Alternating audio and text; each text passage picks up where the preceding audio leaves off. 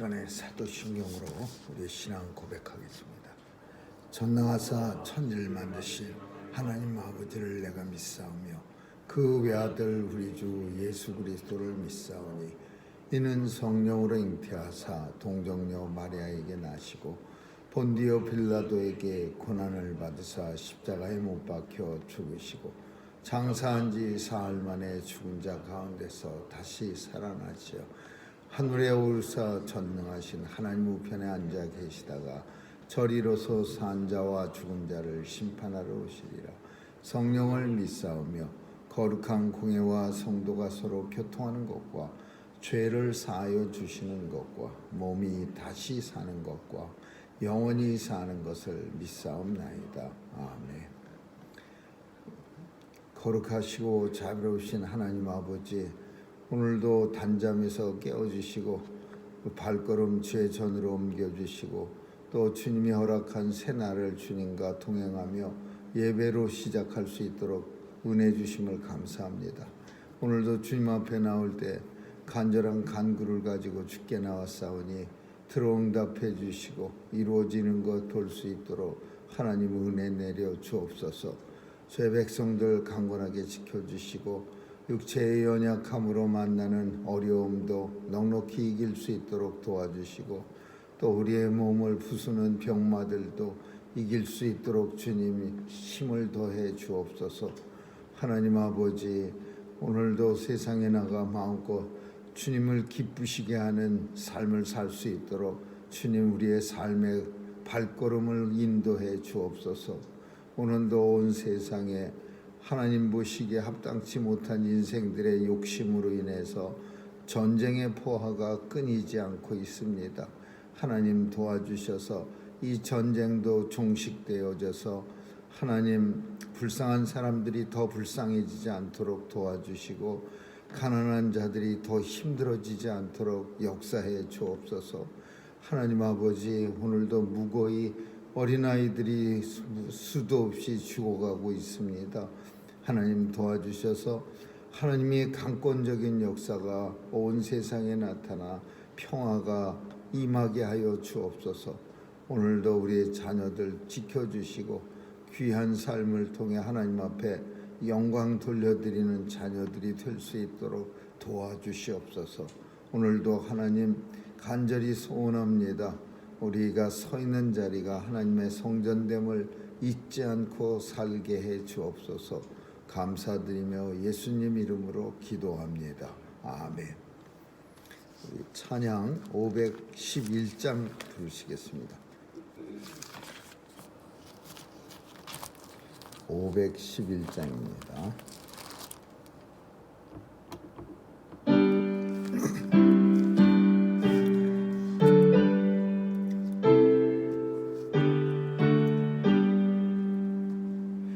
내 구주 예수를 더욱 사랑 엎드려 비는 말 들으소서. 내 진정 손이 내 구주 예수 더욱 사랑 더욱 사랑. 이전엔 세상 나 기뻤어도 지금 내 기쁨은 오직 예수. 다만 내 비는 말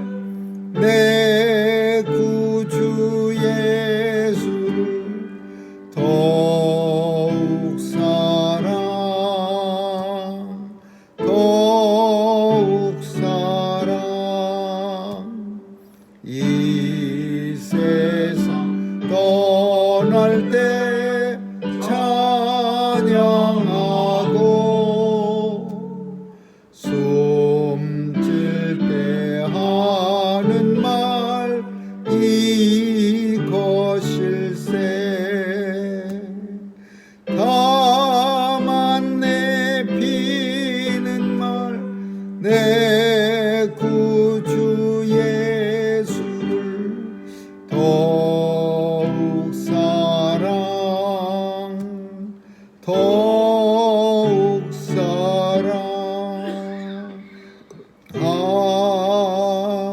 아멘. 하나님의 말씀은 베드로전서 4장 보겠습니다. 1절에서 11절까지 한 절씩 교대로 읽습니다. 베드로서 4장 1절에서 11절입니다.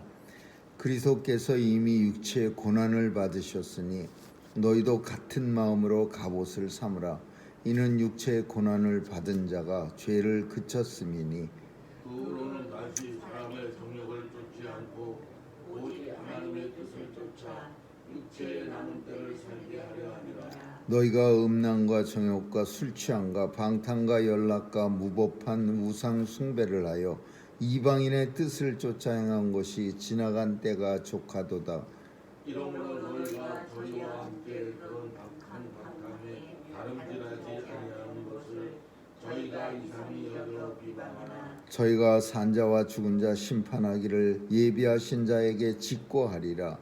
이를 위하여 죽은 자들에게도 복음이 전파되었으니 이는 육체로는 사람처럼 심판을 받으나 영으로는 하나님처럼 살게 하려고 함이라. 만물의 마지막이 가까웠으니 그러므로 너희는 정신을 차리고 근신하여 기도하라. 무엇보다도 열심으로 서로 살아가시니 사랑은 후다한 죄를 덮느니라. 서로 대접하기를 원망 없이 하고 각각 은사를 받은 대로 하나님의 각양 은혜를 받은 선한 성직이 같이 서로 봉사하라. 같이 읽습니다. 만일 누가 말하려면 하나님의 말씀을 하는 것 같이 하고 누가 봉사하려면 하나님의 공급하는 힘으로 하는 것 같이 하라. 이는 범사의 예수 그리스도로 말미암아 하나님이 영광을 받으시게 하려 함이니 그에게 영광과 권능의 세세 무궁토록 있느니라. 아멘.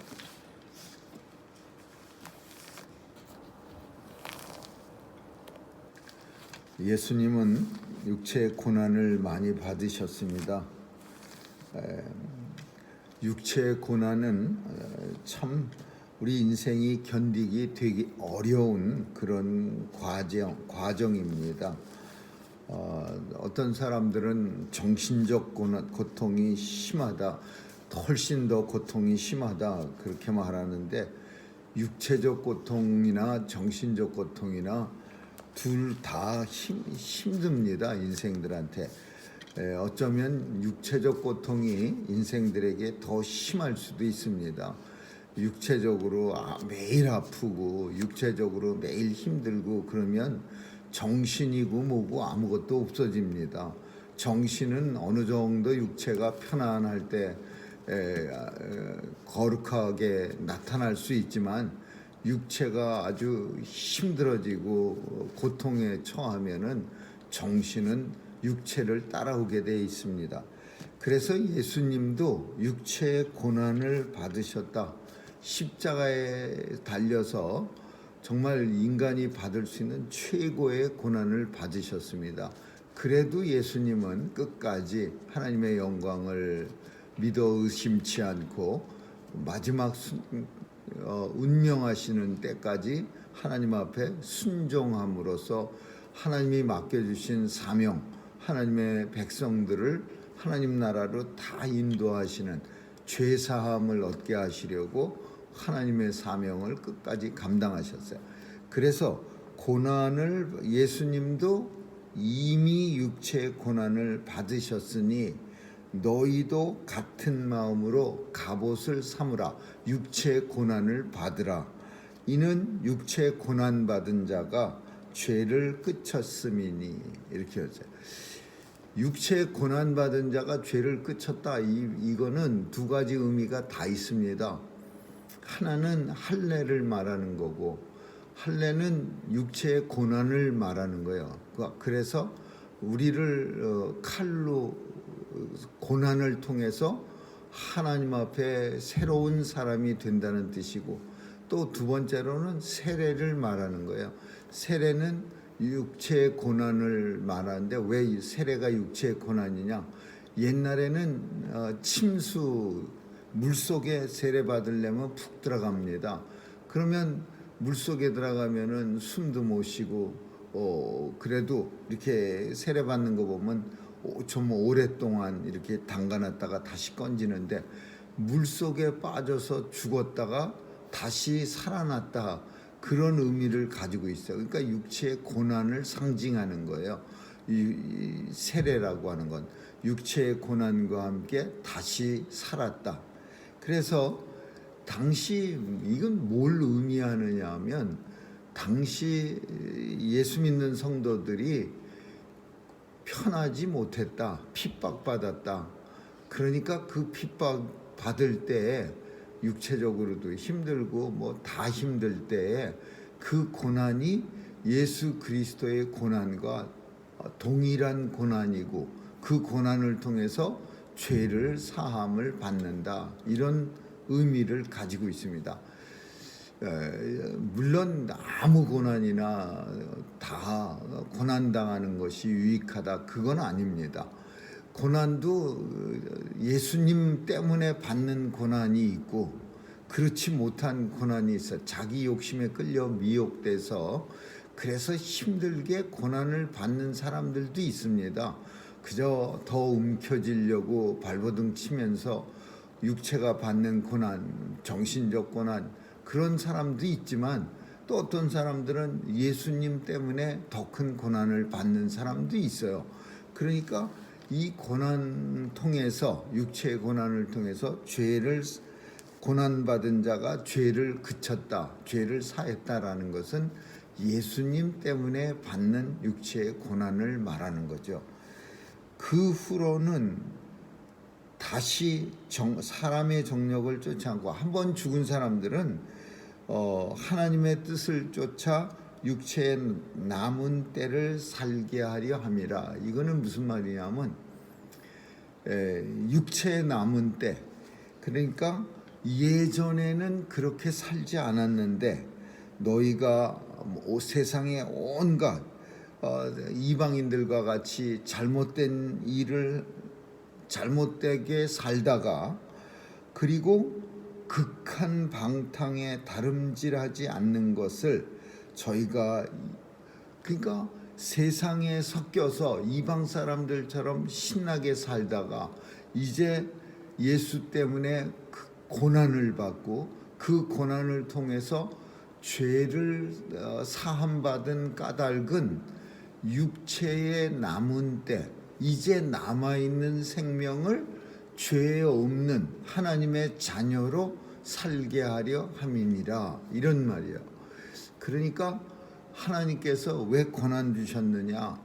하나님의 백성으로 남은 때, 육체의 남은 때를 살게 하려고 하나님의 백성들에게, 당시 아시아에 퍼져 있었던 흩어진 고난당하는 예수 믿는 사람들에게 이 고난을 주셨다. 이거 왜 이렇게 거창하게 고난에 대해서 자꾸 얘기하냐면요, 고난받는 사람들, 우리 인생들은 합리적 이유가 있으면 고난을 당해도 조금은 참 잘 견뎌내기가 편합니다.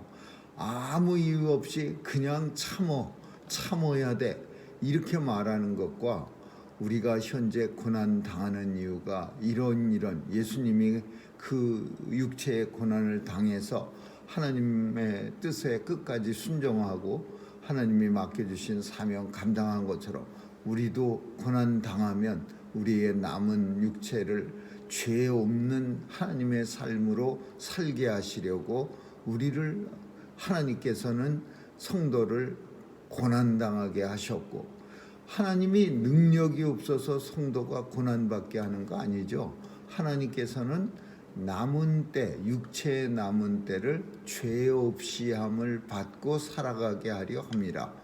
이 내용은 당시 고난받는 사람들이 내가 왜 고난받아야 돼? 이 하나님은 이렇게 이스라엘 백성들이 옛날에 껄핏하면은 외세의 침입을 받을 때 바벨론이나 다른 아수르 같은 나라에 침입받으면 맨날 의심하고 그랬어요. 우리가 하나님이 함께하는 나라가 이렇게 고통을 받아야 돼? 그러면 선지자들은 계속 가서 하나님의 뜻으로 아수르의 침입도 받고 바벨론의 침입도 받고 여기서 우리를 하나님께서 하나님의 능력을 통해서 살게 하시면 우리가 더 예수 믿는 사람으로서 그런 메시지를 계속 전한 거예요.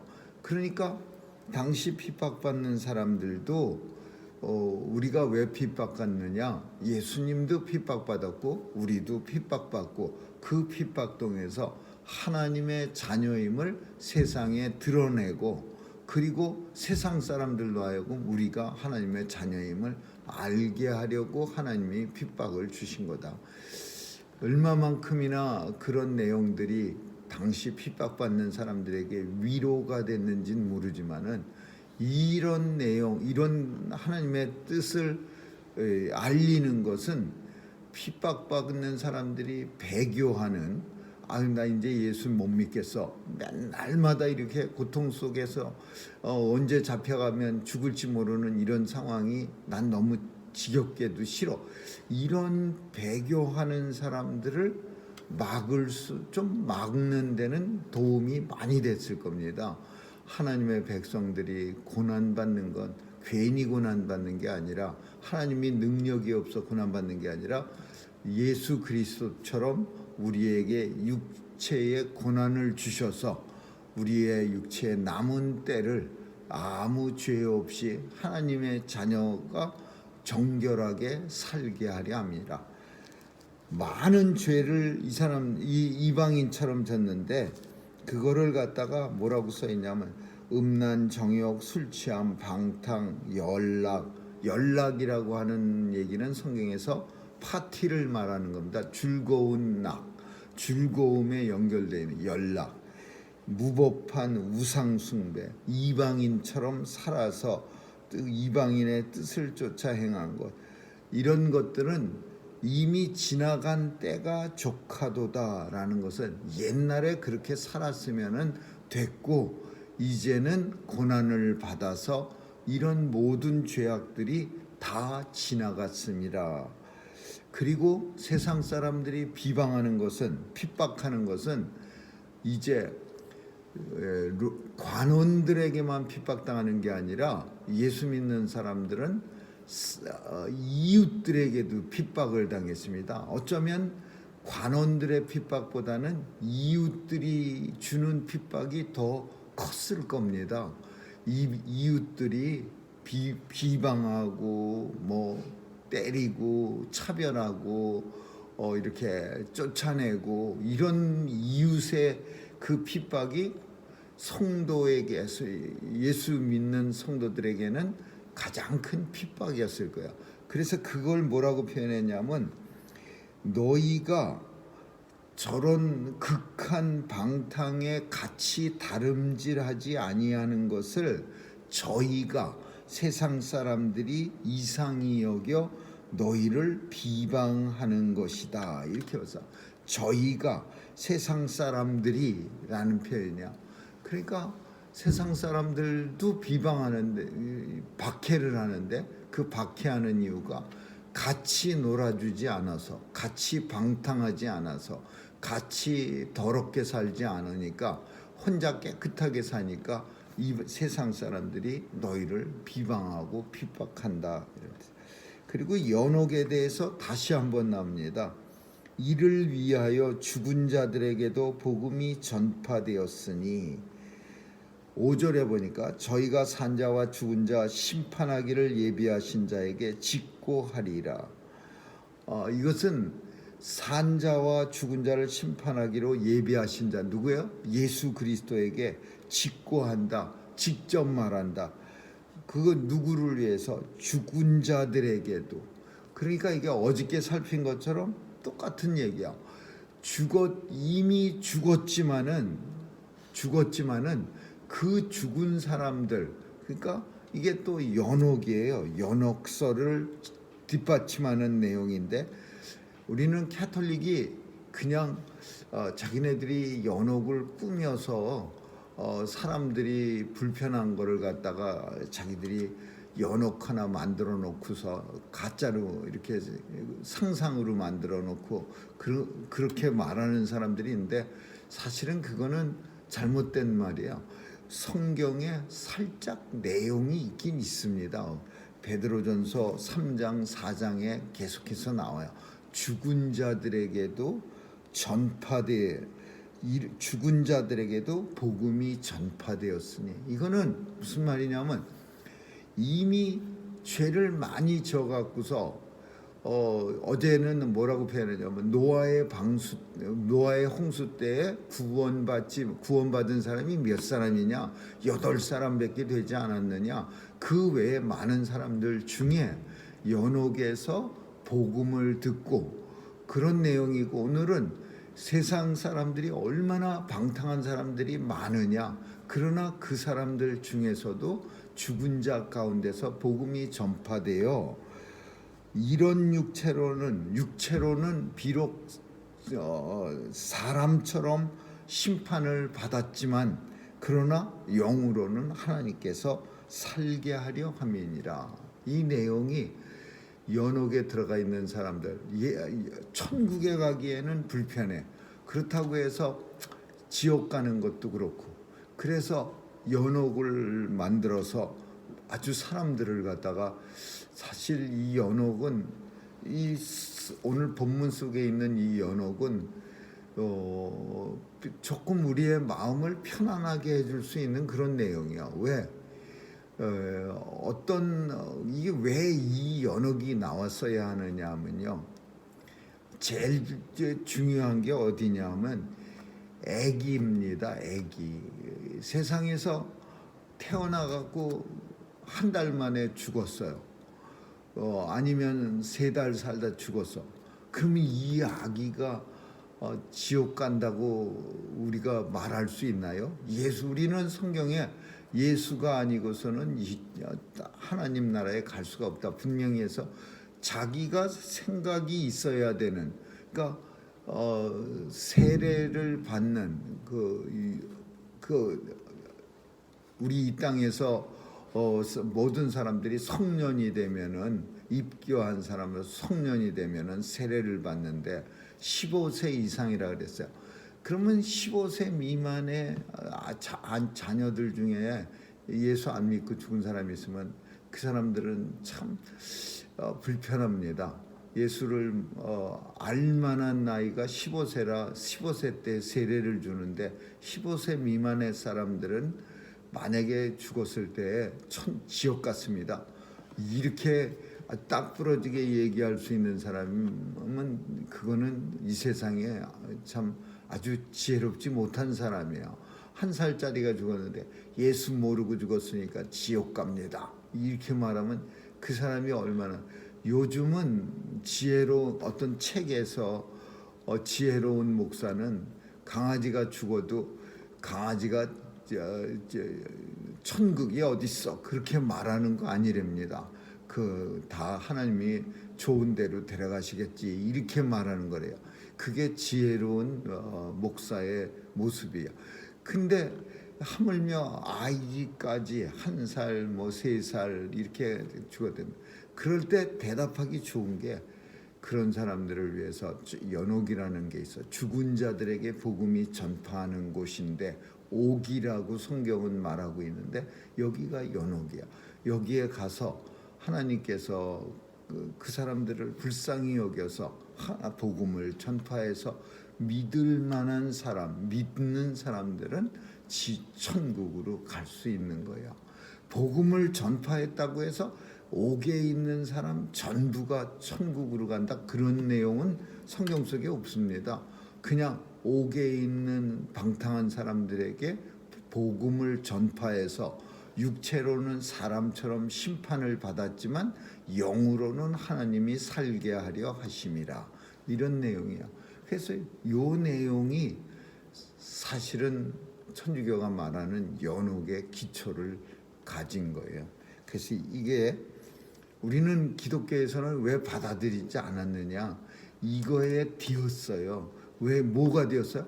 종교 개혁 시절에 이 연옥서를 가지고서 이 장사를 합니다.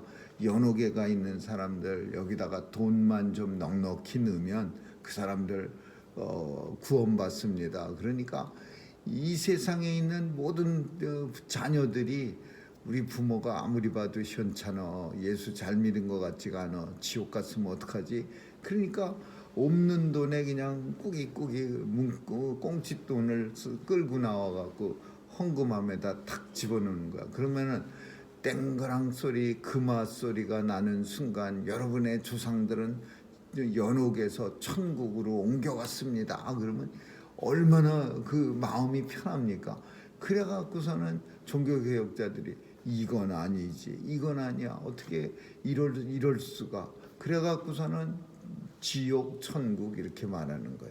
근데 조금 이제 와서 뭐 그런 걸 바꿀 수는 없지만은 참 조금 불편한 거는 있습니다. 애기들 죽음, 뭐 참 예수를 믿긴 믿었지만은 저 사람이 천국 갈 수 있을까? 이런 의심이 드는 사람이 세상에 얼마나 많습니까? 그럴 때 쉽게 대답할 수 있는 게 연옥이요. 연옥에 가서 그러면 이제 산자들이 열심히 기도하고 하나님 앞에 간절히 간구하고 그러면 연옥에서 천국으로 옮겨줄 수도 있어. 하나님이 이러면 그렇게 될 수 있는 건지는 아니지만은 사람들의 마음을 편하게 하는 게. 마지막으로 그 다음에 한 가지만 더 생각합니다. 핍박받는 사람들은요 힘들게 사는 거예요. 그래서 베드로는 무엇보다도 만물의 마지막이 가까웠으니 이제 예수님 곧 오시겠는데 근신하여 첫 번째 기도하고 두 번째는 서로 사랑하라, 그리고 서로 대접하라, 그리고 청지기처럼 살아라. 네 가지를 부탁합니다. 그러니까 당시 핍박받는 사람들에게 제일 필요했던 게 뭐냐? 하나님 앞에 간절히 기도하는 거예요. 기도를 통해서 그 핍박을 배교하지 않도록 핍박을 꾹 참아내고 예수님 이제 말세지말이 돼서 예수님 오실 때가 가까웠는데 그때까지 길이 참어라 라는 거예요. 그 참을 수 있는 힘이 기도에서 나오는 거예요.